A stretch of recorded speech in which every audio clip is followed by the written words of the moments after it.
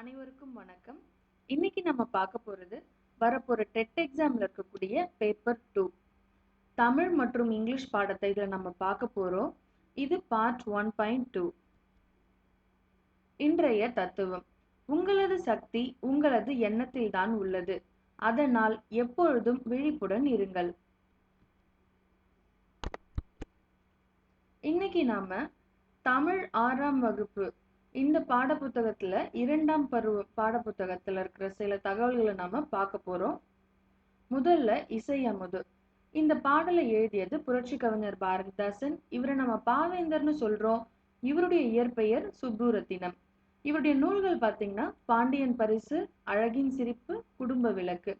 இவருடைய காலம் 29/4/1891 முதல் 21/4/1974 வரை. அடுத்து பழமொழி 400. இதுல மொத்தம் 400 பாடல்கள் இருக்கு. கல்வியின் சிறப்பை பத்தி தான் இருக்கிற பாடல் தான் இந்த புத்தகத்துல இடம்பெற்றிருக்கு. இதை எழுதினது முன்றுரை அரையனார். இதுல இந்த முன்றுரை அப்படிங்கிறது ஊரோட பெயரையும், அரையனார் அப்படின்றது ஒரு மன்னருடைய பெயர்னு சொல்றாங்க. இந்த நூல் 14 கீழ்கணக்கு நூல்கள்ல ஒரு நூலா இருக்கு. அடுத்து பாத்தீங்கன்னா மகள் இந்திராவுக்கு நேரு எழுதிய கடிதம். இந்த கடிதத்துல நமக்கு பல தகவல்கள் இருக்கு. இது நமக்கு 1 மார்க்குக்கு ரொம்பவே உபயோகமா இருக்கும். அதாவது விடுதலை பெற்ற இந்தியாவினுடைய முதன்மை அமைச்சர் நேரு அவர்கள். அவருடைய மகள் தான் இந்திரா காந்தி. இவங்க காலம் பாத்தீங்கன்னா 1922 முதல் 1964 வரை. இவங்களுக்கு அல்மோரா மாவட்ட சிறைச்சாலையில 22/2/1935 நேரு ஒரு கடிதம் எழுதுறாரு. சிறைச்சாலையில இருந்தாலும் மகளுக்காக இவர் நிறைய கடிதங்கள் எழுதியிருக்காரு. அதுல ஒரு கவிதையை தான் நமக்கு இந்த இடத்துல கொடுத்திருக்காங்க. அதுல பாத்தீங்கன்னா காளிதாசருடைய சாகுந்தலம் நாடகம், டால்ஸ்டாய் எழுதிய போரும் அமைதின்ற நூல் பத்திலாம் நிறைய நேரு பேசியிருக்காரு. மேலும் தாகூரின் விஸ்வபாரதி கல்லூரியில தான் அவங்க மகள் இந்திரா காந்தி படிச்சிட்டு இருந்தாங்க. அப்போ கேம்பிரிட்ஜ் பல்கலைக்கழகத்துல படிச்சவர் தான் நேரு. இந்த மாதிரி நிறைய தகவல்கள் இந்த பிரிவுல இருக்கு. அடுத்து சித்தர் பாடல். சித்தர் பாடல் இதுல கொடுக்கப்பட்டிருக்க பாடலை எழுதினது கடுவெளி சித்தர். இவர் உருவ வழிபாடு மேல நம்பிக்கை இல்லாம வெட்ட வெளியையே கடவுளாக வழிபட்டிருக்காரு. அடுத்து இளமையில் பெரியார் கேட்ட வினா. பெரியாரினுடைய இயற்பெயர் பாத்தீங்கன்னா ராமசாமி. இவருடைய காலம் 17/9/1879 முதல் 24/12/1973 வரை. இவருடைய பெற்றோர் பாத்தீங்கன்னா வெங்கடப்பர் சின்னத்தாய் அம்மாள் அவர்கள். இவரு ஈரோட்ல பிறந்தாரு. அதனாலதான் ஈரோட்ல பிறந்த அவரோட அப்பா பேரையும் சேர்த்து நம்ம இவரை ஈவே ராமசாமி, ஈவேரான்னு சொல்றோம். இவரு பகுத்தறிவாளர் சங்கம்னு ஒரு சங்கத்தை அமைச்சாரு. எதுக்காக அப்படின்னா அந்த ஆணும் பெண்ணும் சமம், அதுக்கப்புறம் ஜாதி மதம் எல்லாம் இருக்கக்கூடாது அப்படின்றத உலகம் ஃபுல்லா எல்லா இடத்துலயும் பரப்புறதுக்காக தான் இந்த சங்கத்தை அவரு ஆரம்பிச்சாரு.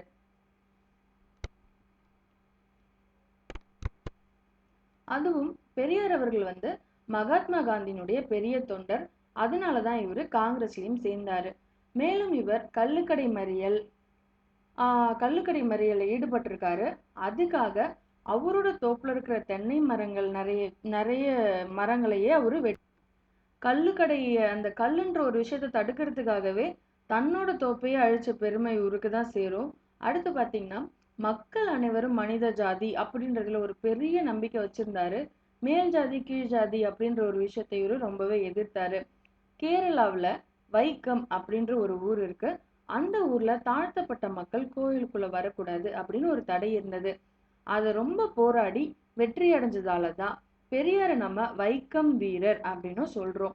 மேலும் பெண்களுக்கு அறிவும் சுயமரியாதையும் ரொம்ப முக்கியம்னு இவர் அறிவுறுத்துறாரு.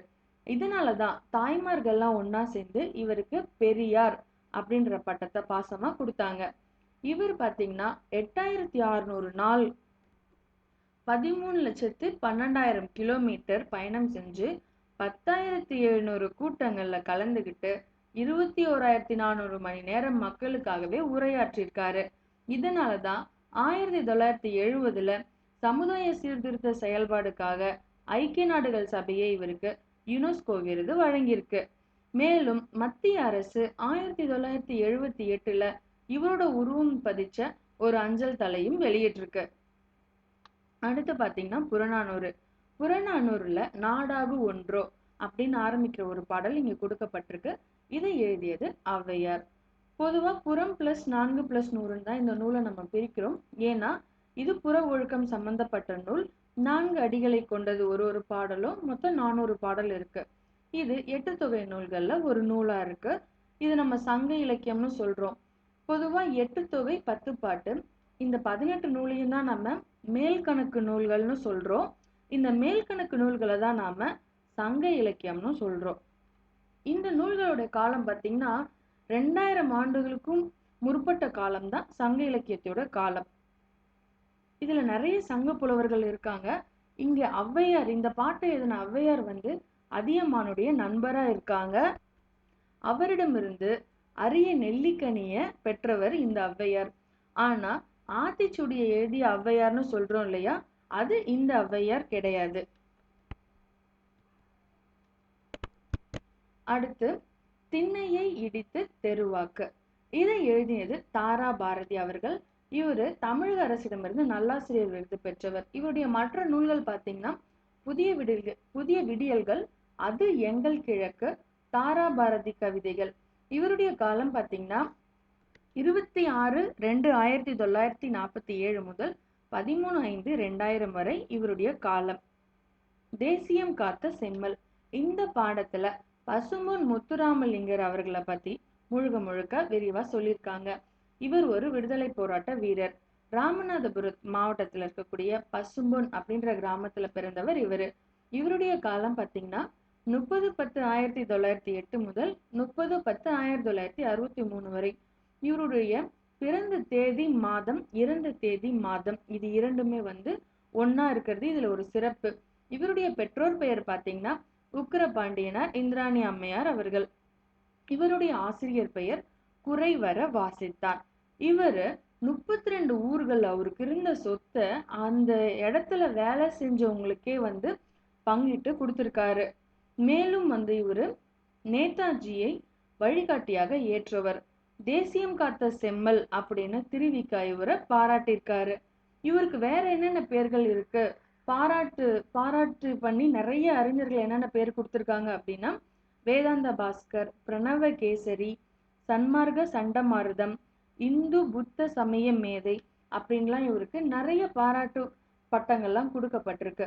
மேலும் இந்த குறிப்பிட்ட 5 வருஷத்துல, அதாவது தொடர்ந்து 5 வருஷம் அவரு தேர்தல்ல வெற்றி பெற்றிருக்காரு. சென்னை மாநகரத்துல இவருடைய உருவச்சிலை வைக்கப்பட்டிருக்கு. அந்த உருவச்சிலை வைக்கப்பட்ட சாலைக்கும் இவருடைய பெயரே சூட்டப்பட்டிருக்கு.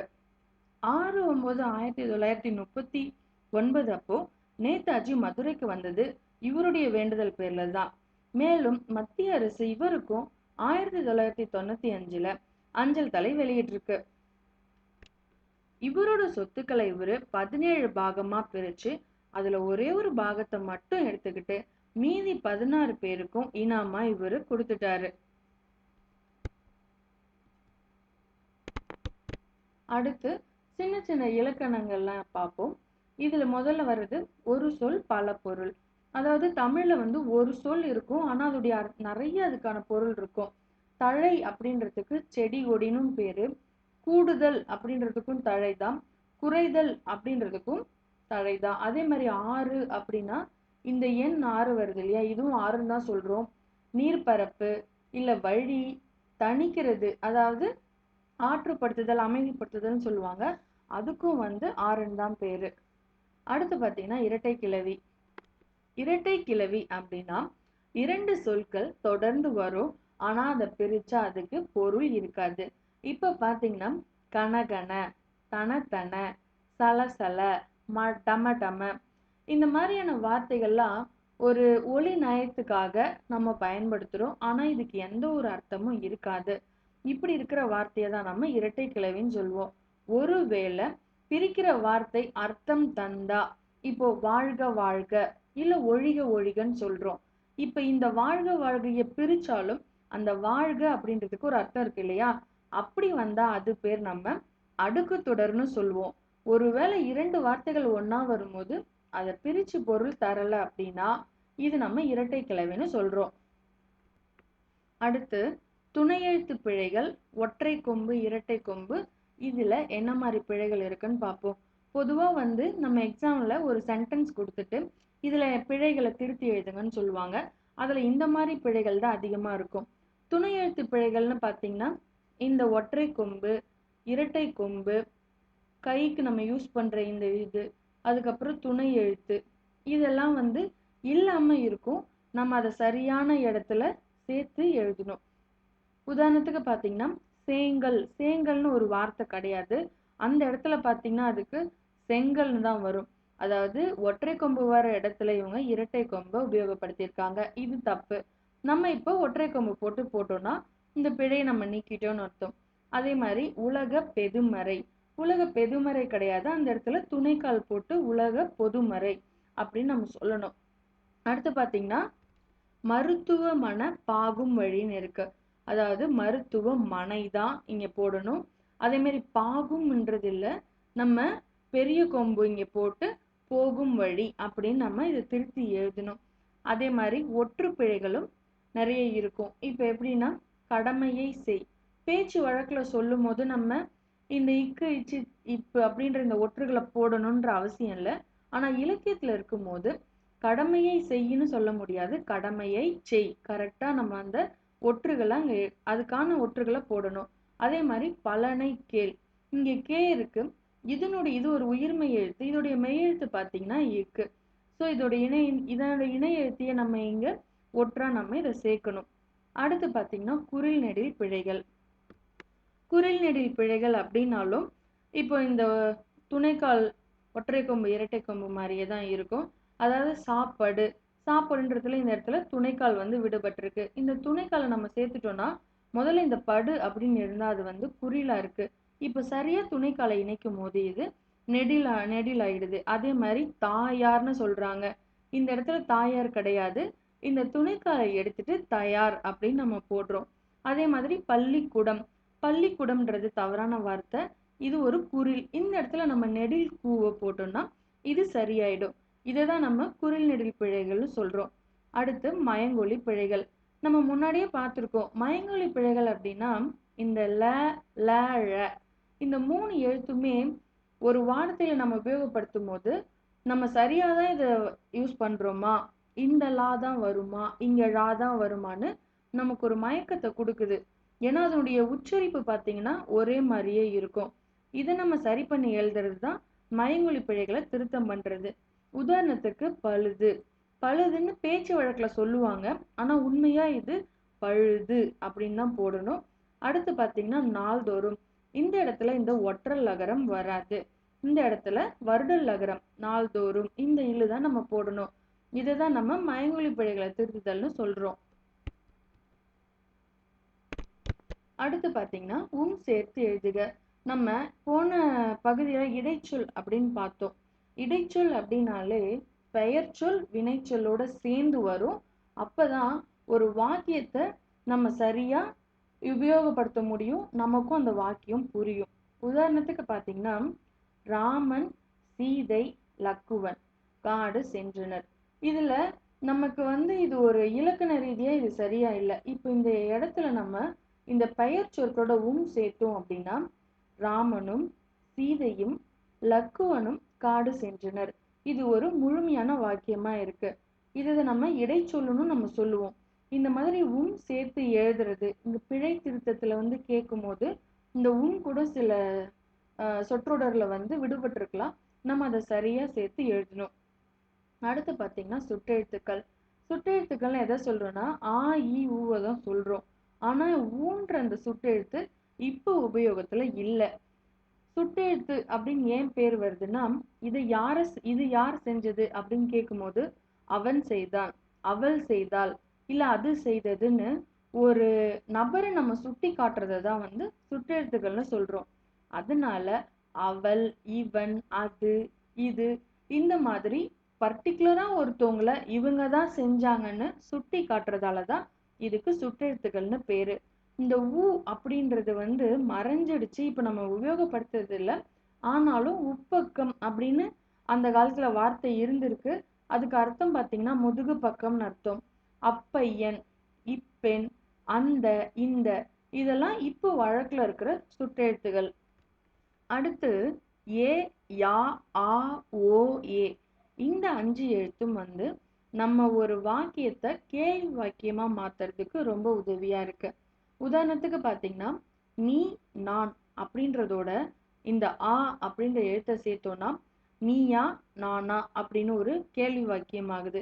அதே மாதிரி விடை என்ன, இதுல விடை என்ன அப்படின்றதுல ஆன்றது தான் வந்து கேள்வியா அமையுது. என்ன அப்படின்றதே வந்து ஒரு கேள்வி கேட்கறதுக்கான வார்த்தை தான். யார் அங்கே, இந்த இடத்துல பாத்தீங்கன்னா ஏ அப்படிங்கிறது ஒரு கேள்வி அமைக்கிறதுக்கு நமக்கு ரொம்ப உதவியா இருக்கு. அதே மாதிரி நீயோ செய்தாய், இந்த இடத்துல ஓ அப்படின்ற எழுத்து நமக்கு கேள்வி கேட்கறதுக்கு ரொம்ப பயன்படுது. இந்த மாதிரி இந்த 5 எழுத்தும் வந்து கேள்வி அமைக்கிறதுக்கு நமக்கு உதவுறது. இந்த 5 எழுத்தும் தான் வந்து எல்லா கேள்வி வாக்கியத்திலுமே பெரும்பாலும் வந்திருக்கும். இதுல வந்து பாத்தீங்கன்னா இந்த ஏக்கு பதிலா தான் அப்படின்ற ஒரு வார்த்தை சில நேரம் நம்ம சேர்ப்போம். அதை ஏன் சேர்க்கிறோம் அப்படின்னா ஒரு அழுத்தம் தரும் பொருட்டு நம்ம அதை சேர்க்கிறோம். உதாரணத்துக்கு அவன்தான் முதலில் வருவான். அதாவது நம்ம இது இப்படின்னு சொல்லலாம், அவனே முதலில் வருவான் அப்படின்னு சொல்லலாம். ஆனா அவன்தான் நிச்சயம் முதல்ல வருவான் அப்படின்றது ஒரு அழுத்தத்துல நிச்சயமா அவன்தான் வெற்றி பெறுவான்னு சொல்றதுக்காக வருது.